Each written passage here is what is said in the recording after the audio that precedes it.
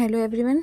तो हम भारत का संवैधानिक विकास से पढ़ रहे थे, तो आप एक बार रिवीजन कर लेते हैं हम लोग कि आपका जो डेट बताई थी मैं, भारत का संवैधानिक विकास का हिस्ट्री जो है इसको दो कैटेगरी में डिवाइड करेंगे।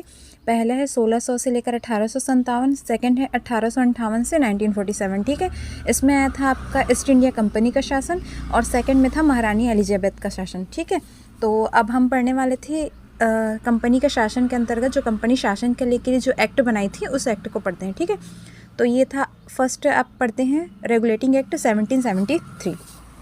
चलिए देखते हैं कि जो रेगुलेटिंग एक्ट बना था 1773 वो किस लिए बना था।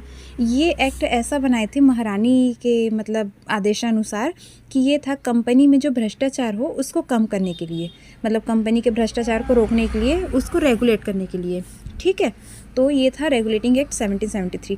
अब इसकी हिस्ट्री में जाते हैं कि एक्चुअली में ये आया कैसे। ये एक्ट जो है हिस्ट्री में जाएंगे तो उस समय क्या था, 1599 की बात करते हैं हम, डेट याद रखिएगा।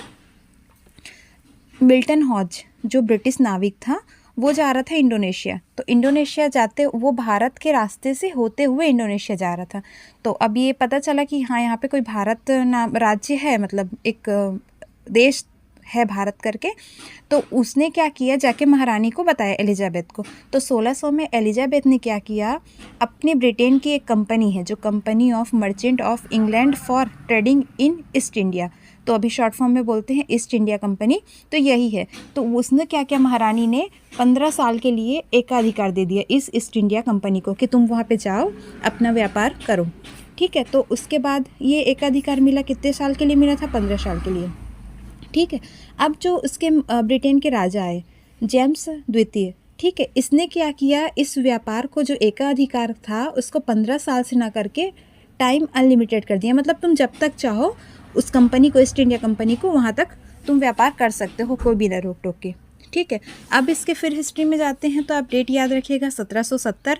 ये तो 1600 की बात हो गई। 1770 में क्या थे, फर्रुखसियार थे जो मुग़ल राजा थे, तो उनको हो गई गले की बीमारी। अब गले की बीमारी हुई तो बुलाए भाई डॉक्टर को, बुलाइए डॉक्टर। तो उस समय ब्रिटेन के जो डॉक्टर थे, डॉक्टर हैमिल्टन, उन्होंने उसको ठीक कर दिया। अब ठीक करने के बाद उनको कुछ अपना देना था कि भाई आपका फ़ीस कितना हुआ। तो उन्होंने क्या किया कि मुझे फ़ीस नहीं चाहिए, आप एक काम कीजिए, जो व्यापार हम कर रहे हैं उसको टैक्स फ्री कर दीजिए, क्योंकि उस समय क्या था, इनकी कंपनी की इनकम थी 5%।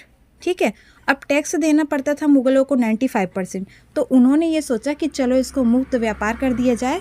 इसी को ईस्ट इंडिया कंपनी का मैग्ना कार्टा कहा जाता है, मतलब मैग्ना कार्टा में ऐसा पत्र जो खुशी दे। ठीक है, ये था कंपनी ईस्ट इंडिया कंपनी का जो